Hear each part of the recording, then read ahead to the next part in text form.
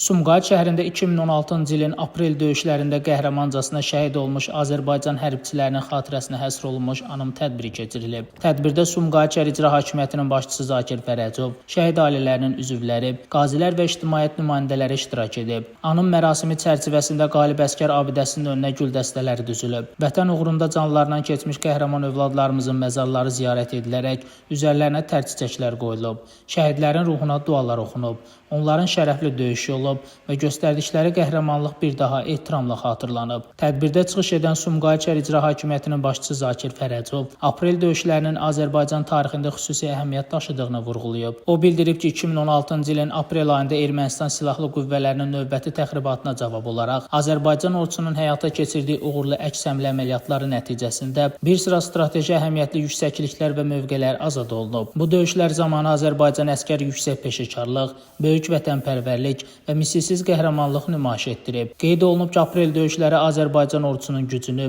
döyüş qabiliyyətini və xalqımızın yenilməz ruhunu bütün dünyaya göstərib. Həmin döyüşlər həm də sonrakı illərdə qazanılacaq böyük zəfərin əsasını qoyub və ordumuzun işğal altında olan torpaqların azad edilməsi istiqamətində qətiyyətini nümayiş etdirib. Çıxışlarda bildirilib ki, 2020-ci ildə baş verən 44 günlük vətən müharibəsində Müzəffər Ali Baş Komandan Prezident İlham Əliyevin rəhbərliyi ilə rəşadətli Azərbaycan ordusu düşməni darmadağın edərək ölkəmizin ərazi bütövlüyünü bərpa edib. Aprel döyüşlərində qazanılan təcrübə və ruh yüksəkliyi həmin tarixi zəfərin əldə olunmasında mühüm rol oynayıb. Tədbir İştirakçılar aprel döyüşlərində qəhrəmancasına şəhid olmuş hərbi qulluqçularımızın göstərdiyi igidlik və şücaət nümunələrinin gənc nəsil üçün böyük örnək olduğunu vurğulayıblar. Bildirilib ki, vətən uğrunda canlarını fəda edən qəhrəmanlarımızın xatirəsi xalqımızın qəlbində daim yaşayacaq və onların əziz xatirəsi hər zaman uca tutulacaq. Şəmistan Fikrətli, Elbrus İsmailov, Bugün informasiya proqramı üçün.